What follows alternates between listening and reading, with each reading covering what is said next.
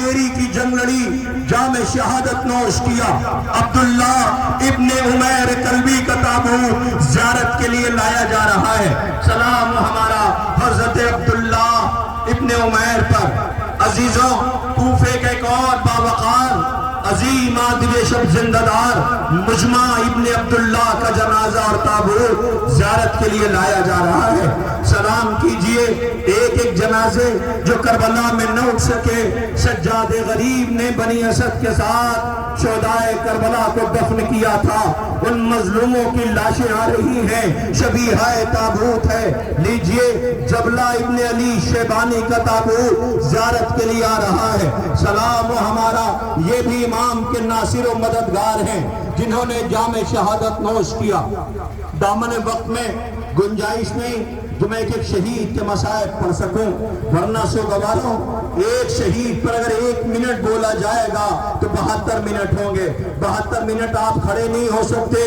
یہ تو حسین کی 4 برس کی بچی تھی جسے گھنٹوں کھڑا رکھا گیا تھا، جسے تعزیانے اور تماشے لگائے جاتے تھے۔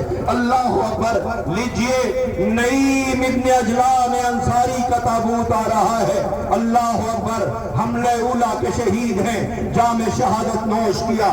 لیجئے نعیم ابن اجلان انصاری کا تابوت آپ کے درمیان زیارت کے لیے لایا گیا ہے۔ سلام کیجئے، ماتم کیجئے، سر و سینہ پیٹئے، کربلا کے مظلوموں کے جنازے ہیں۔ اب آپ کو پتا ہے کہ شہید کا جنازہ آ رہا ہے، جو شہید کا جنازہ آ رہا ہے جس سے حسین کی تنہائی دیکھی نہ جاتی تھی۔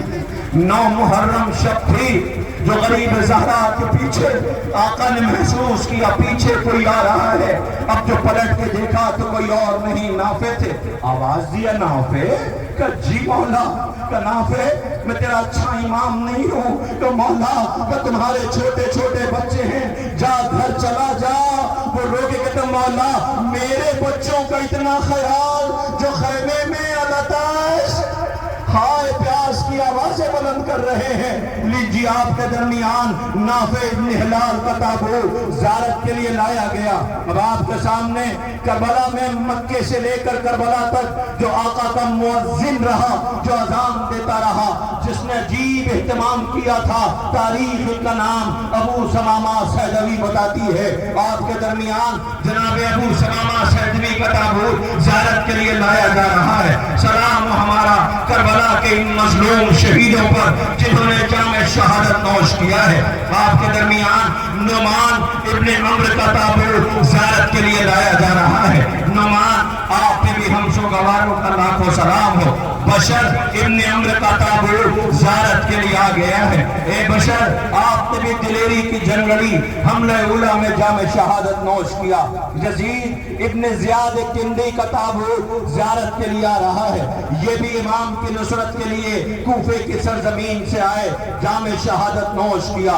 اللہ اکبر۔ قیس ابن مسہر اسدی کا تابوت زیارت کے لیے آ رہا ہے۔ سلام ہمارا قیس آپ پر، کیا دلیری کی جنگ تھی، جام شہادت نوش کی۔ یہ آزادار رو رہے ہیں، آپ سب کا لاشا بے کفن پڑا رہا۔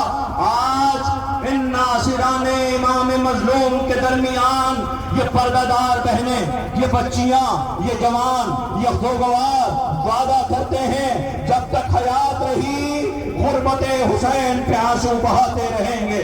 قیس ابن مسہر اسدی کا تابوت زیارت کے لیے آ گیا ہے۔ اللہ اکبر۔